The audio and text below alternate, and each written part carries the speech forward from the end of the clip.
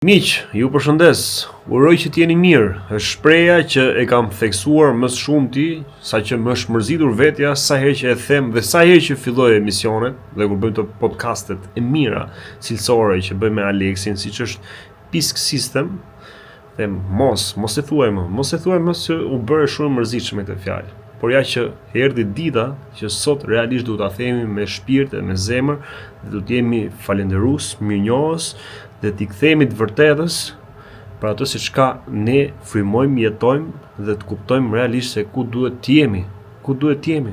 Ndoshta për rrugën tonë që kemi nisur, kemi zgjedhur, ndoshta me vetdije pa vetdije, jeta na ka përplas, na ka çuar nëpër çorçokake nga më ndryshmet për të luftuar dhe për të mbijetuar, dhe ne na është kthyer në stil jetese, në një diçka shumë normale, por ajo se çka po ndodh sot me luftën midis Izraelit dhe Amerikës kundër Iranit që po përfshihen edhe shumë shtete tjera, pra duket se ajo se çka kemi thënë me Aleksin një vit më parë, kur ju na qeshnit, na komentonit, na ofendonit, na shanit, e ças lenit pa thënë, domethënë me komentet tuaja shumë të zjarrta që Aleksin ças e keni bërë, ças keni thënë nga ka dalë ky njeri, çojeni ke pesa, e bëni gjëra të tilla, duke filluar me mua e me të tjerë. Por ne kemi vazhduar atë misionin ton, duke munduar të themi diçka pak më ndryshe. Jo se ne do të zgjidhnim diçka nga ajo gjëja se çka po thonim, por zgjidhja e vetme që ne mund të ofrojmë është ajo që mund të ofrojmë ne. Ne si jemi askush, por që e kemi thënë gjithmonë që është një formë zgjimi për gjithë ne që zgjojmë njëri tjetrin, është që të kthehemi tek e vërteta, se ata që e kanë në dorë këtë botë që ne jetojmë, domethënë që kemi shumë përkohshme, që ne nuk e dimë se sa do të jetë rrugtimi jon, po e shohim se si po e katandisin e çfarë po bëjnë për vetëm për interesat e tyre, për gjërat e tyre, për pushtetet e tyre, për egot e tyre të smura, dhe që njerëzit janë ata që mbajnë Kosovën, njerëzit civile të thjesht, njerëzit e thjesht të cili do shtet janë ata që e përjetojnë më së shumti. Përtej së gjithash do doja që t'ju rikujtoj edhe një herë atë se çka kemi thënë me Aleksin para një viti që lidhet me atë se çka po ndodh sot. Shihen edhe një herë me një sy tjetër atë që kam kërkuar gjithmonë tek ju. Ju përshëndes dhe vazhdoni të na ndiqni tek Pisku dhe Pisk System me Aleksin që kanë qenë gjithmonë video, tema dhe diskutime me shumë vlerë, duke e nisë që tek unë i pari, pastaj edhe për gjithë ata që na kanë vlerësuar dhe na kanë ndjekur vazhdimisht. Por ti thua për sa përket pjesës së luftës digjitale që do të ndërpritet për shkak se do të rinisi ajo që çka kishte nisur më parë, që u bë një pauzë fal më të mollit në botë, siç është Donald Trumpi, që bëni atë ndërhyrjen e tij të menjëhershme. Supermani, Beyond. E kam bërë kështu me veshën e Supermanit, nuk e di e ke parë. Është Supermani Beyond. Ai do të rinisi edhe një herë kjo lufta midis Izraelit dhe Iranit, ku do të jetë ajo që ti ke paralajmëruar prej kohësh, lufta e tretë botërore, ku do të shpërthej bomba bërthamore. Mirë, nuk do kalojnë bërthamore direkte. Do jenë me raketa fillimisht. Po jemi afër, Alex, që mos a themi kaq qetë, kaq se kemi kohë që e themi. Po pra, se kaloi ajo ideja, domethënë që aty tani iku, domethënë u zgjidh si çështje. Po. Ku e shefti që kjo do rikthehet prapë, që ta kuptojmë? Ku e shef që kjo po rikthehet prapë, që do të nisi prapë si gjë, domethënë si luftë? E kisha të sigurt që do bëhej kjo, që do rikthehej situata prapë.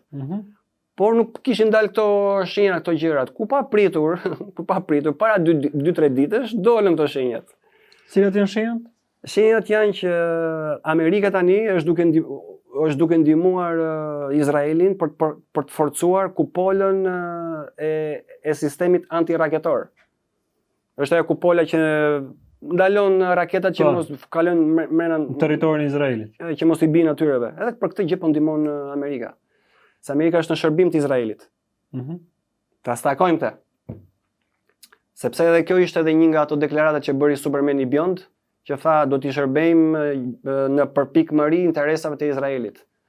Siç tha Amerikë-Izrael, këto janë dy nga grenat e botës, edhe Anglia.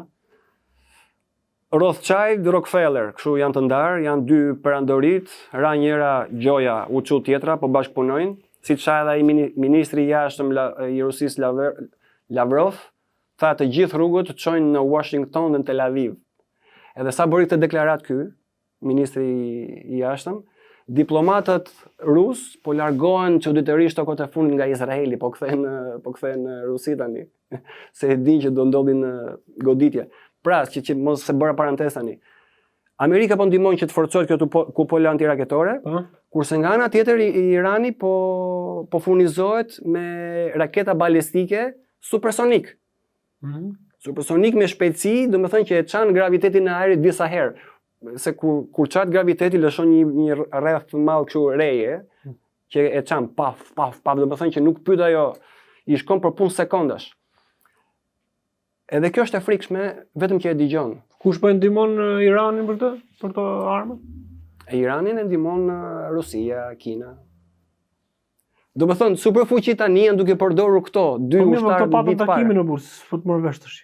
Kush takim? Gjoja ishte për Ukrainën atje, kupton, ishte përqendruar gjoja më shumë edhe ishte më shumë. Do të thonë u takuan për Ukrainën me Demek, që u fol për mediat dhe për ne masën, për të gjithë, ndërkohë që aty që kanë bëu projekte tjera. Po, do të thonë këtu do bëj. Ajo siç kanë dhënë nes, që në servirën ishte për sa i përket Rusi-Ukrainë, ndërkohë që këtej që kanë bëu pazare të tjera. Çështje territoriale, do të thonë që do i kthej ca vende që Rusia ka pushtuar, që të qetësohet çik qeveria Zelenski, që të riqet. Rusia tha jo, ato vende që un kam pushtuar, s'bëhet fjalë që t'ia dorëzoj. Un jam lodhur, jam munduar që të arris deri aty. Ata mund të pushtojnë në gjithë Ukrainën, po janë ca politika tjera në mes që e frenojnë. Tani që do të thonë që këto superfuqit, po është plani B kjo që po shkojmë drejt luftës së tretë. Këto superfuqi tani nuk kanë dalur haptazi ballë për ballë kundra njëra tjetrës, po përdorin këto ushtarë të tjerë që janë në vit parë. Kupton? Duke i fuqizuar këto, njëra anë po fuqizon Izraelin, ana tjetër po superfuqia tjetër po fuqizon Iranin. Derisa të vi një moment që s'do merren më me këta, e do dalin ballë për ballë për mundje krau, që përkthehet luftë e tretë, pafund, po gjithë ne. Plus që kur të bëhet kjo goditje e përqendruar dhe e fortë që do bëhet Sarave kundra Iranit, aty do fillojë ajo puna e urisë, si të kam thënë para disa emisioneve, që sepse do ndërpritet ajo kalimi i kryesor i naftës që është atje në Iran, se si kishte emrin kjo, harova, edhe aty do shtojnë çmimi, do shkojnë në stratosferë automatikisht. Ata që kanë lek do kenë mundësinë që të ushqejnë. Ata që s'kan, ato fillojnë vetëm ajo ngritja e çmimeve ka për të shkaktuar vdekjen e një pjesë shumë të madhe të botës. Sa? Nga uria. Sa? Një pjesë të madhe serioze. Aq sa vrau pandemia Covidi, aq ka për të vrarë dhe kjo pjesa e urisë. Sa do zgjasë kjo uria? Ajo thjesht do fillojë aty në ato momente. Edhe do zgjasi pa afat. Pa afat, sepse gjërat do përshkallëzohen pastaj aty më mbrapa. Nuk do ketë përmirësim që të ndaloj kjo puna e çështjes së urisë. Atë do agravoj situata komplet. Kur do nisi kjo, Alex? Tani kjo puna e kohës është çik me spec, nuk mund të themi atëre apo si dalin disa atje, unë parashikoj që do ndodhi në tetor, do ndodhi në nëntor. Nuk e di më dha. Po kam përshtypjen se nga që i kanë dhënë gaz në çdo drejtim, kështu është edhe kjo. Edhe kësaj pjesës i kanë dhënë shumë shpejtësi. E që bëhet fjalë, besoj se brenda këtij vitit. Brenda këtij viti. Brenda këtij viti deri në nëntor kam përshtypjen. Për 2 muaj? Po nëntorin e kanë qef këta. Marsin dhe nëntorin, të dyja këto muajt i kanë qef ata. Nuk e di, thjesht i kanë vënë re që në këto 2 muaj bëjnë shumë lëvizje drastike. Edhe kështu që domethënë këto 2 muajt i kanë qef ata dhe duan të bëjnë diçka të fortë gjithmonë këto 2 muaj. Kështu që nuk mund ta themi me siguri tamam. Ti thua brenda këtij viti pra do të ndodhi kjo gjë pra, edhe kjo me Iranin po, Izrael-Iran po, brenda këtij viti besoj. Pra, këto janë ato 2 luftat që janë paralele, lufta bërthamore dhe lufta e tretë me luftën digjitale. Po. Ose kontrolli plot, ose shfarosja plot. Janë 2 klane të ndryshme, janë po nga njëjta dorë. Jo, të njëjtët janë. Po të njëjtët. Të njëjtët, po. Po si ka mundësi domethënë që ka nisur 2 luftra paralele këta? Edhe digjitalen edhe këtë tjetrën. Pse s'bën njërën? I ke parë në për disa filma atje që janë ata tek qind tek ai filmi atje, edhe kur shikojnë që nuk i del kjo e para, blidhen edhe diskutojnë me njëri tjetrin. Tani djema është momenti që të kalojmë në planin B.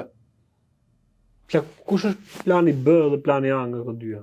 Plani është skllavëria digjitale, plani B është rrafshimi total. Pra këto të shohin, le të themi, me këtë plan digital, nuk do ketë, le të themi, qasje masive nga gjithë populatat. Po, do hasin rezistencë. Do hasin rezistencë dhe do bëjnë të tjetrën, prandaj. Prandaj po shpejtojnë këta që njerëzit i lidhin me këto gjërat, karta digjitale. Po ku është rezistenca? Mbikëqyrja e asaj inteligjencës artificiale Big Brotherit. Ku është rezistenca? Ju s'po shoh gjë. Rezistencë. Po do ketë po janë disa vende që e din këtë gjë. Ato vendet atje, ja për shembull siç doli kjo e Anglisë, ka edhe në për vendet e tjera. Edhe ja doli më kryesori, harrova. Elon Musk vet. I bëri thirrje gjithë Europës. Qeveritë juaja duan që t'ju lidhin me Tha vetë ai? Po, më burri. Po si mund ta thotë Elon Musk këtë gjë vetë? Është e fortë, sepse ai është baba i këtij muhabetit. Domethënë në radhë parë duket si kontradiktore. Ë? Si, domethënë dashkëm i prish punë vetes vetaj? Vetes po.